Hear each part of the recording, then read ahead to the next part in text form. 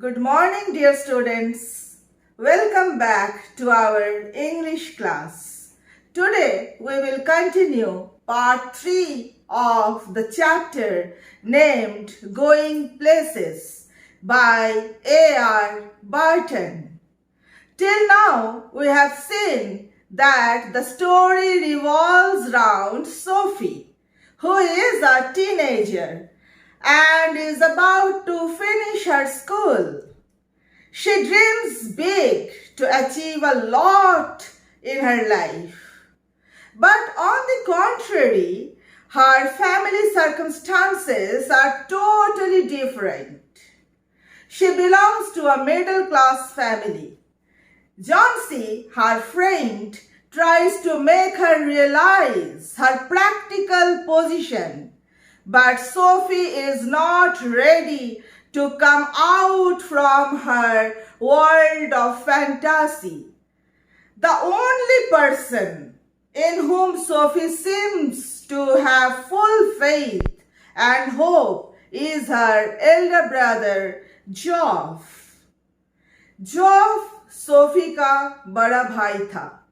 उसे स्कूल से निकले 3 वर्ष हो गए थे। वो एक प्रशिक्षु मैकेनिक था। जॉफ इस बात से संतुष्ट नहीं था कि सोफी डैनी कैसी से मिली थी, लेकिन वो इसकी यानी सोफी की कहानी को चुपचाप सुनने वाला लड़का था। लेकिन जॉफ को इस बात पर संदेह था कि डैनी कैसी सोफी से मिलने आएंगे। So now let's continue the line by line explanation of the chapter.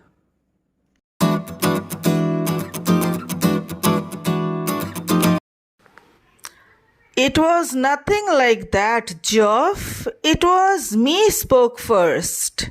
When I saw who it was, I said, "Excuse me, but aren't you Danny Casey?" And he looked sort of surprised. And he said, "Yes, that's right." And I knew it must be him because he had the accent, like when they interviewed him on the television. So I asked him for an autograph for little Derek, but neither of us had any paper or a pen. So then we just talked a bit about the clothes in Roy's window. He seemed lonely. After all, it's a long way from the west of Ireland. And then, just as he was going, he said, if I would care to meet him next week, he would give me an autograph then. Of course, I said I would. ये उस तरफ की कोई बात नहीं है, जॉफ। मैंने ही पहले बात शुरू की थी। जब मैंने देखा कि वो कौन था, मैंने कहा, माफ़ कीजिए, क्या आप डैनी कैसी हैं? और उसने थोड़ी हैरानी से मेरे तरफ देखा और उसने कहा, हाँ, ये सत्य है। और मैं जानती थी कि ये वही है, क्योंकि उसके बोलने का अंदाज, जैसे कि जॉफ तुम जानते ही हो, वैसा ही था जब उन्होंने टेलीविज़न पर उसका इंटरव्यू लिया था। इसलिए मैंने छोटे डेरेक के लिए उसका एक ऑटोग्राफ मांगा, किंतु हम में से किसी के पास भी ना तो कागज़ था और ना ही पेन। इसलिए तब हमने थोड़ी बातें की रॉयज़ विंडो के कपड़े के बारे में। वो अकेलापन महसूस कर रहा था। आखिरकार वो आयरलैंड के पश्चिमी भाग से बहुत दूर है। और तब जैसे ही वो जाने लगा, उसने कहा, यदि मैं उससे अगले सप्ताह मिल सकूं, तो वो मुझे ऑटोग्राफ देगा? बेशक मैं मिलूंगी, मैंने कहा. As if you'd ever show up. You do believe me now, don't you? He dragged his jacket, which was shiny and shapeless, from the back of the chair and pushed his arms into it. She wished he paid more attention to his appearance, wished he cared more about clothes. He was tall with a strong dark face. Handsome, she thought. It's the unlikeliest thing I ever heard, he said. और जैसे वो शायद तुम्हें दिखाई देगा. अब तो तुम मेरा यकीन करते हो. क्या तुम अभी भी मेरा यकीन नहीं करते हो? उसने कुर्सी की ओर पीठ से अपने जैकेट को खींचा और जो कि चमकदार और आकृति विहीन थी और पहन लिए. वो इच्छा करती थी कि वो अपने अपीयरेंस की ओर और थोड़ा ज़्यादा ध्यान दे. वो चाहती थी कि वो अपने कपड़ों के बारे में ज़्यादा ध्यान दे. वो एक सांवले चेहरे वाला लंबा व्यक्ति था. वो बेशक खूबसूरत था. ये सबसे बुरी लगने वाली बात है जो मैंने अब तक सुनी है, उसने कहा.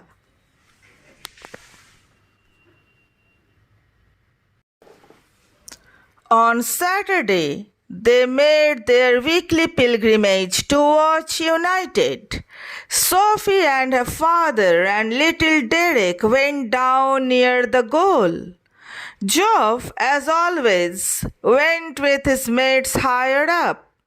United won 2-0 and Casey drove in the second goal. A blend of innocence and Irish genius. Going round the two big defenders on the edge of the penalty area, with her father screaming for him to pass, and beating the hesitant goalkeeper from a dozen yards. Sophie glowed with pride. Afterwards, Geoff was ecstatic. शनिवार को उन्होंने United का match देखने का अपना साप्ताहिक तीर्थ यात्रा यानी साप्ताहिक कार्यक्रम बनाया. उन लोगों के लिए फुटबॉल मैच देखना कोई तीर्थ यात्रा करने से कम नहीं था. सोफी और उसके पिता और छोटा डेरेक नीचे गोल के पास चले गए और जॉफ सदा की तरह अपने मित्रों के साथ ऊपर की ओर बैठने के लिए चला गया. यूनाइटेड 2-0 से जीत गया और केसी दूसरे गोल की तरफ बढ़ा. आयरिश महानता और मासूमियत के साथ पेनल्टी क्षेत्र के किनारे पर खड़े दो बड़े डिफेंडर्स की तरफ जाते हुए उसने 12 गज की दूर से भ्रमित गोल रक्षक को मात देते हुए गोल कर दिया. सोफी गर्व से चमक उठी. उसके बाद जॉब भी परम आनंद से भरा हुआ था. I wish he was an Englishman, someone said on the bus. Ireland will win the World Cup, little Derek told his mother when Sophie brought him home. Her father was gone to the pub to celebrate. What's this you have been telling? Johnson said next week. About what? Your Geoff told our Frank you met Danny Casey. This wasn't an inquisition, just Johnsy being nosy. But Sophie was startled. Oh, that! Johnsy frowned, sensing she was cowering. Yes, that. Oh, well, yes, I did. You never did, Johnsy exclaimed. काश वो एक अंग्रेज होता. किसी ने बस में कहा कि काश डैनी कैसी एक अंग्रेज होता, आयरलैंड विश्व कप जीत लेता और आयरलैंड विश्व कप फुटबॉल जीत लेगा।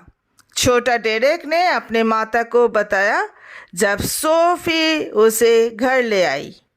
उसका पिता पब में जश्न मनाने के लिए चला गया था और जैंसी ने अगले सप्ताह सोफी से कहा, सोफी से इनफैक्ट पूछा, तुम ये क्या बात कर रही हो? तब सोफी ने भी उलट के पूछा, किसके बारे में?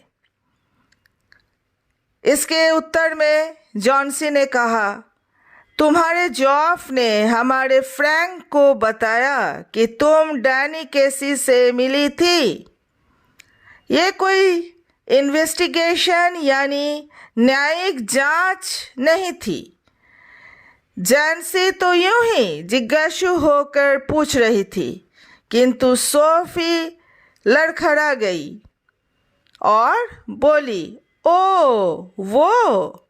जैंसी ने और अंदाज़ा लगाए और कि ये कुछ छुपा रही है और ये बोल रही है कि कुछ छुपाने का कोशिश ज़रूर कर रही है, इसलिए जॉन्सी ने भी बोली, हाँ वो। तब सोफी ने कहा, हाँ मैंने ऐसा किया। जैंसी विस्मित होते हुए पूछी, तुमने कभी ऐसा नहीं किया?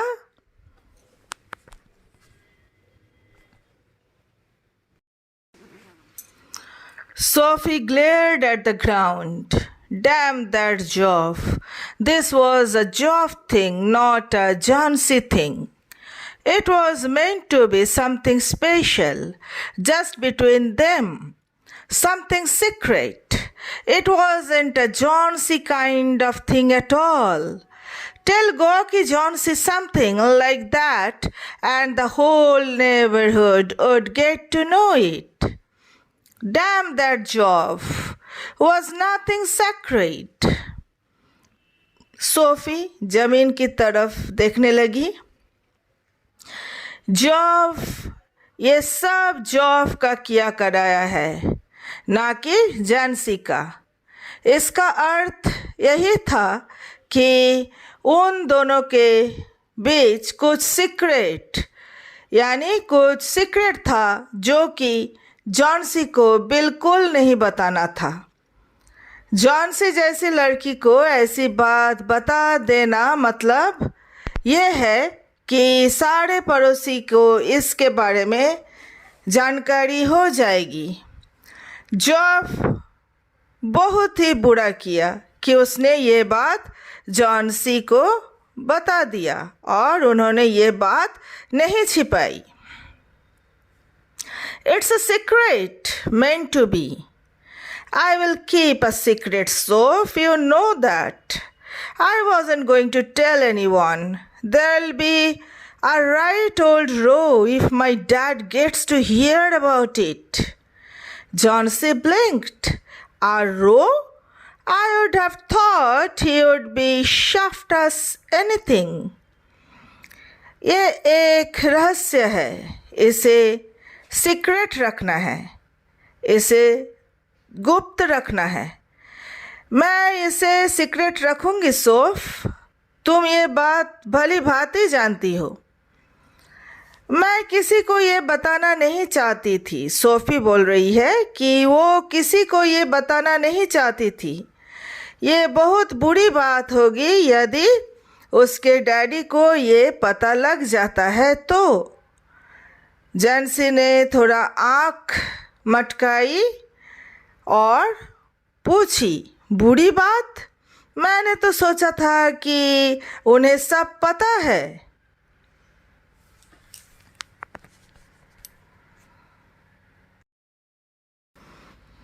She realized then that Jauncey didn't know about the deadbeat. Geoff hadn't told about that.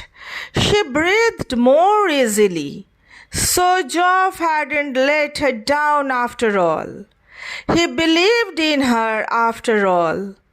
After all, some things might be sacred.